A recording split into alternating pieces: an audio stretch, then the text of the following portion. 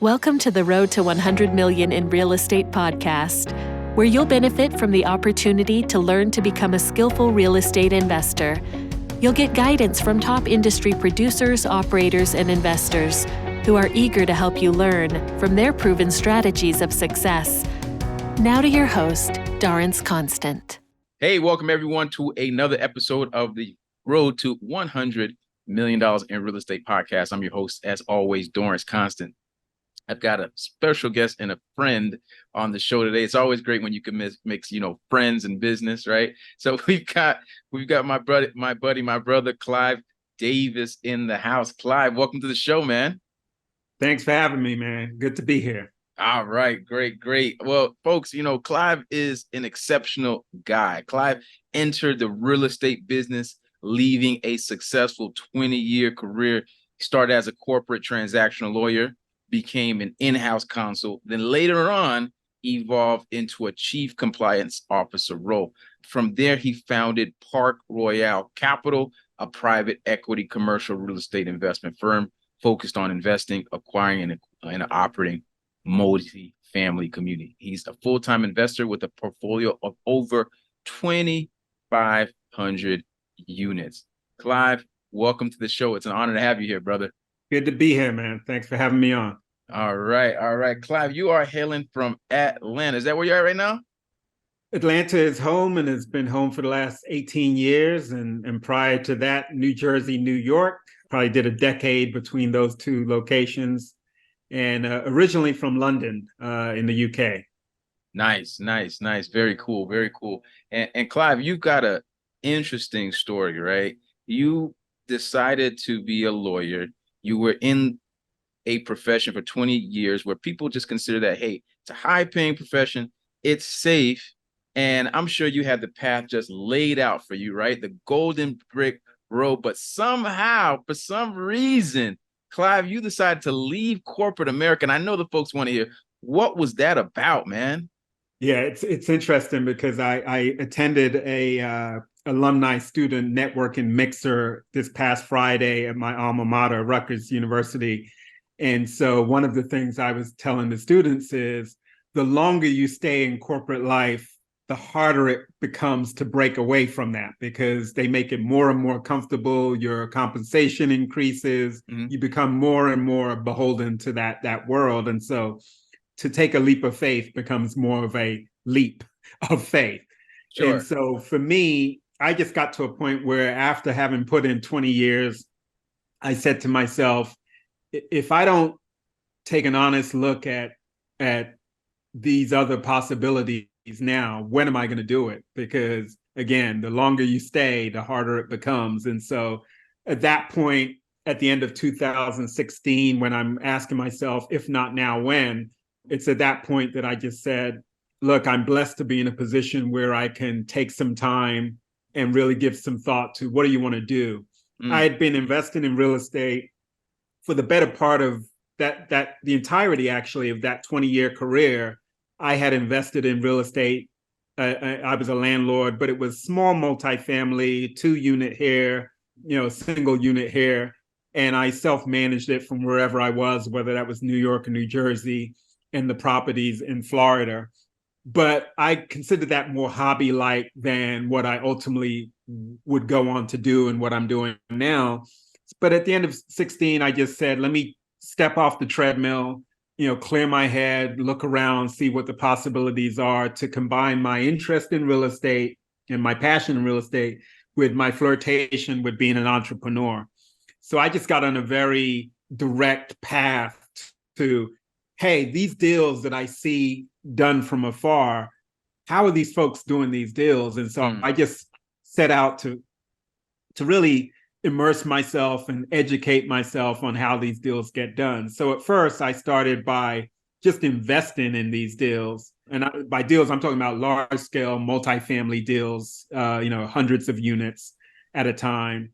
And when you say investing, what was your role in investing? Were you coming in just as laying out cash or as an investor, or how does that work? So just as a passive investor, limited partner investor, giving anything from 50, 75, 100K into a deal, someone else's deal, and basically sitting back and watching them perform consistent with what they kind of sold us on when they presented the opportunity. So I invested in probably 9 or 10 deals within that 12 to 18 month window of me having left corporate life. I invested in 9 or 10 deals. And all of that was with the aspiration of I'm investing in the types of deals that I aspire to do.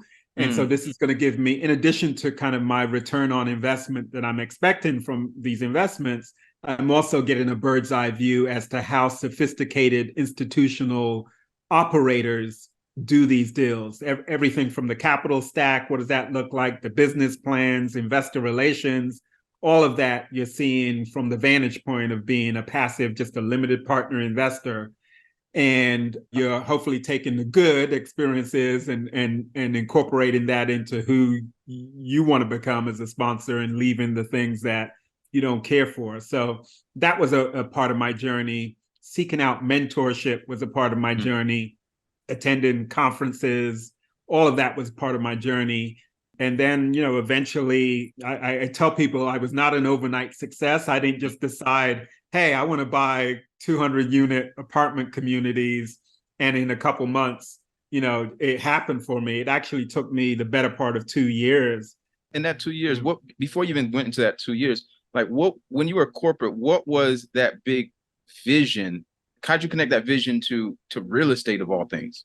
Yeah, so like I said, I'd had the exposure to real estate at a smaller scale, but I'd had that throughout my time in corporate. But the vision for me was, I'm well compensated, but my time is not my own. So how do I reclaim my time? And for me, I had to make a clean break in order to get on a pathway to doing just that. And for me, the thing that I was most familiar with, like I said, I had an interest and a passion in real estate for all of those 20 years. I had flirted at earlier points in my life with being an entrepreneur without really knowing or appreciating all that being an entrepreneur entails. So it was really just a leap of faith to pursue this.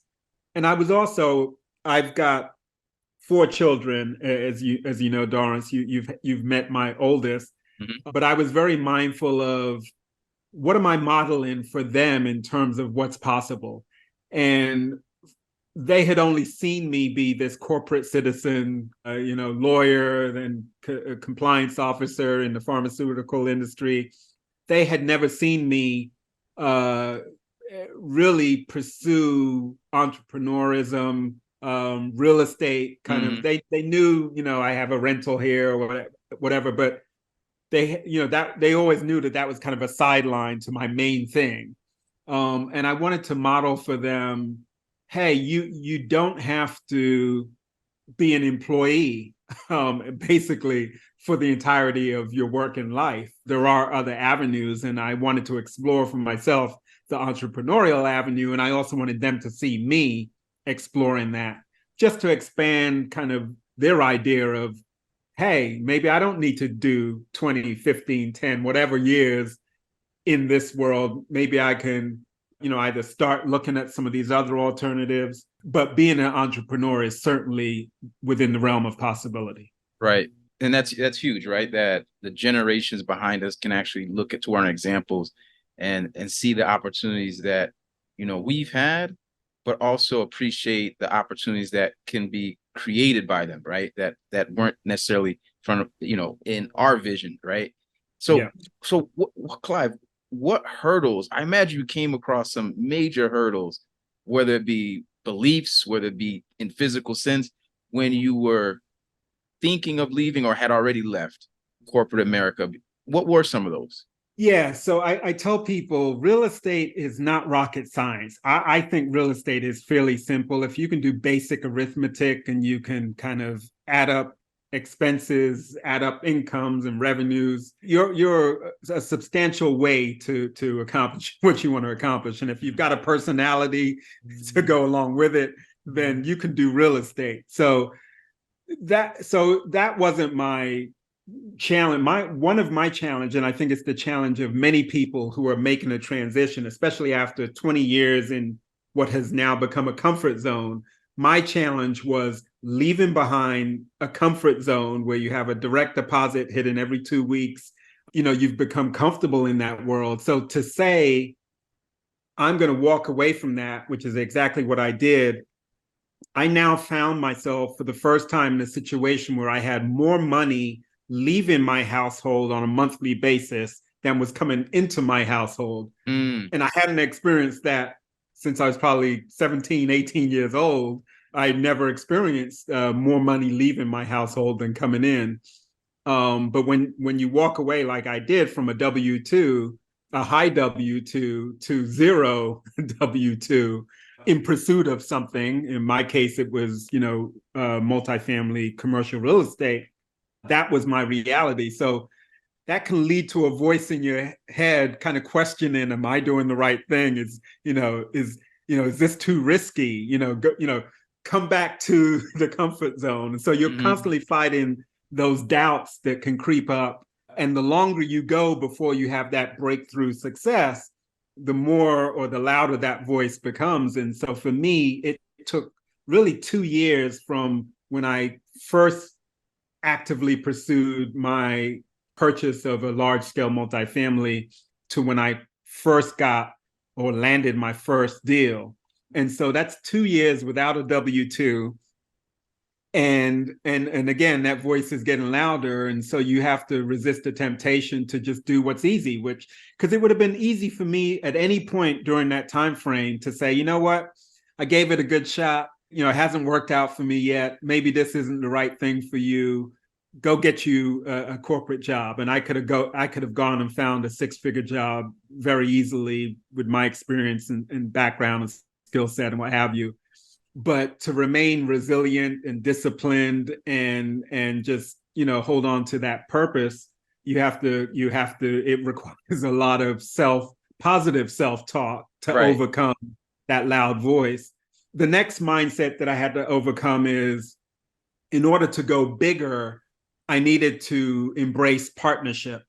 So everything that I had done previously that was real estate related, I'd always done on my own. Even when I left corporate, one of the first things that I did is I went and bought a 5-unit commercial multifamily. And that was as small as I can go and it still be commercial. And all I needed to do was just know that I've just got to show up at closing with whatever the amount of money is that is needed to close this deal. I didn't have to rely on anyone else and I could get the deal done. So I did that. That went well. Bought that in spring of 17, sold it 2 weeks into COVID at the end of March of 2020, did really well. And I just said, you know what? That's it. No more small multifamily. I'm only going to focus on the larger scale stuff. And I just doubled down and pursued that more strongly at that point. And what did that breakthrough actually look like when you went from 5-unit multifamily? Well, tell us that story. To some of these larger projects. And what was that moment that you said, hey, I got to stop doing that? What was that thing that took you to that level? Yeah. So it's kind of the magic of scale, right? So you realize that, hey, I had very recently just put in the work to go and find and secure this 5-unit. And I just said to myself, the work and the effort that I put into this to renovate units, to evict, a tenant, all of those things, that's a lot of work, a lot of investment of my time. I should be, if you're going to invest your time, you need to be going as big as you possibly can. The 244 units, which was my first breakthrough deal, there's obviously some more complexity because of the scale of it. Sure. But the essence of what I was doing and the time that I was putting in, it wasn't dramatically more than it was for me to go buy that 5-unit and do that, that type of work that I mentioned. So I just embrace, look, if you're going to be working, you need to be working smart and efficiently. And why not put that time into a bigger asset or the biggest asset that you can secure? And as part of that discussion, you realize very quickly, to go big, it's a team sport. even individuals who could buy a 244 unit by themselves would not be smart to do that by themselves, because there's a lot of balls that need to be juggled. And just from a risk diversification standpoint, it wouldn't make sense to put all of your eggs into one basket without any supporting cast. And so you realize pretty quickly, okay, in order to go big, which I knew I wanted to do, I had to embrace partners. I needed to associate myself with a team or build a team, and that's what I set out to do. And just for perspective, what was the purchase price of your 5 unit versus the purchase price of? So the 5 unit I purchased for, I think it was 455,000. I ended up selling it for 625, I think.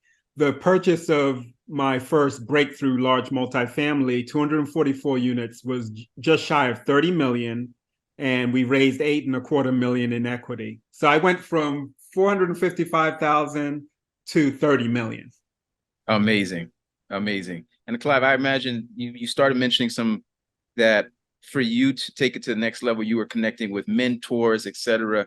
Was that what helped you move to that next level as well? Yeah, it was definitely integral to kind of my journey and that breakthrough.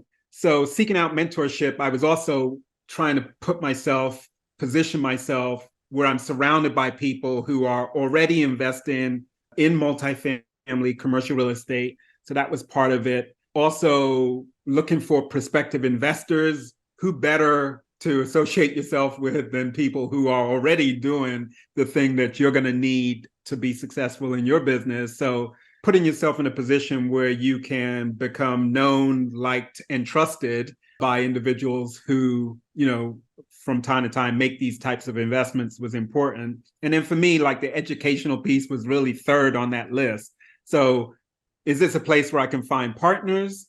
Is this a place where I can find prospective investors?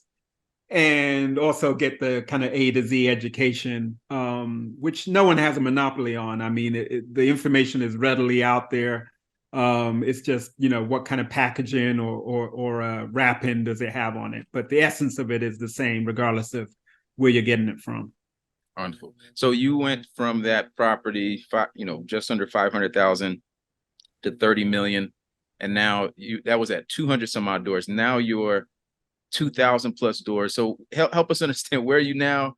What are you working on? And some of the 2,000 plus are deals that I'm invested passively in. The week that we closed that very first deal, we got awarded a second deal, a 200 unit, $40 million deal that we ended up closing just 3 months thereafter. So after knocking on the door for 2 years, I started to get traction, right? Success tends to build upon itself. We just closed, I think I mentioned, we just closed on a 295 unit in Northwest Arkansas, 2021 construction Class A asset. We acquired for 77 million. We raised 38 million in equity for that deal and closed that at the end of June. And then I'm venturing into the world of ground up development of commercial real estate now. So that's a new terrain that I'm navigating, and there's lots of joys and learnings coming out of that experience. Oh, that's amazing. So we're plus $100 million in real estate. Yeah, I think we're over 200 at this point in terms of assets under management. Oh, wonderful. Such an inspiration for many people. I'm sure there's people who are listening to the story, Clive, who resonate with, being in corporate America, feeling that there's something more out there, but feeling like, hey, am I attached to these golden handcuffs? But sounds like you broke away from that and stepped away and got the education, got some practice, and didn't just sit on your hands during that time period. You were actually staying in motion, whether it be investing passively, you were learning, getting a education outside of, the traditional sense. Yeah. And finally breaking through. And amazingly, as you said, it's not rocket science, but the thought of being at 200 some odd million in real estate, I imagine at some point in your career as an attorney, seemed unfathomable. Yeah, it's interesting because as a corporate transactional lawyer servicing Wall Street clients, it wasn't foreign to me to be around deals that, were $billion deals, but it was not anything that my personal money wasn't at risk or at stake. It was, institutions, big names you see in the Wall Street Journal on a daily basis. It's very different when you now are the sponsor, the operator, and you now have a fiduciary responsibility to your investors, and it's on you to make a success of it. So it's a very different vantage point. It's also very rewarding. And again, it's kind of a confidence boost to know that your success isn't 100% linked to a company of which you're an employee. Now you're in a position where you're able to drive the success, your success, and there are no limits. No one's going to say, this is your salary, and this is how well we think you did this year, and this is your bonus as a result. It's just a very different mindset, and that's what differentiates being an employee from being an entrepreneur. Absolutely. And we're going to be winding down the show, but Clive, I'm sure you're working on some unique things that I'd love for you to tell the audience about. Yeah. So I mentioned that I ventured into the world of ground up development. So I'm working on an exciting development project here in Atlanta. I and a partner, we're developing a 90-acre community. It's about 30 minutes from the Atlanta airport, southwest of the Atlanta airport. And it's a mixed-use community that's going to be comprised of about 115 homes, about 40,000 square feet of commercial retail space, and a 50-key boutique inn is going to be a part of this. And there are some other amenities and what have you, and there's 20 miles of hiking trails and all of this stuff. But it's an exciting project. It's my first ground up development. And, as I said earlier, I'm not starting out small. I'm going as big as I can, even with this first one. And there's a lot of excitement around it. We think that we're creating a community that is innovative. It's a culinary-centric community. If folks want to learn more about that, I can talk your ear off about that particular project. Awesome. Congratulations on that. Thank you. And if there's one thing, Clive, that you would change, if you had the magic wand and go back in time and change that, what would it be and why? That's easy. So as I said earlier, I didn't need to put 20 years in corporate America before I made this pivot and transition. While I have no regrets because, that life led me to where I am today, I would just say, I would have pivoted much sooner or earlier in that career. I would have also had done more things. I did it kind of cold turkey. Like I didn't do it gradually. I kind of just made a clean cut or break. I would have started doing some of the education, started some of the immersion, some of those things I would have started, 2, 3, 4 years before leaving to make for a smoother transition when I ultimately made that jump. That's kind of in hindsight, here's how I might have done things differently. Yeah, I'm sure you're inspiring somebody on here right now who's right there on the edge, Clive, and saying, can I do this now? And hearing your story will probably motivate some folks or even inspire some folks to go out there and take that leap of faith, right? And I'm sure folks are going to want to connect with you. What's the best way for them to get in touch with you, Clive? Yeah, I'm pretty active on social media, but the best way to get a hold of me, and you can also from there see kind of my social media presence, is to just go to my website, which is parkroyalcapital.com. If you go there, you're going to be able to connect with me.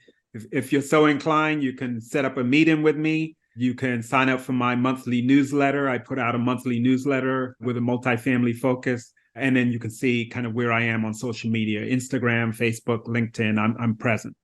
Very good. All right, well, Clive, it was a pleasure having you on the show, brother, and reconnecting here on my platform. Thanks for the honor of coming on the show and looking forward to hopefully having you on again. Yeah, thanks again, Dorrance. I appreciate you having me on. We trust that you enjoyed today's show. Visit archcapital.ventures to learn more about how you can leverage real estate investing to improve your life through passive income, financial freedom, and generational wealth.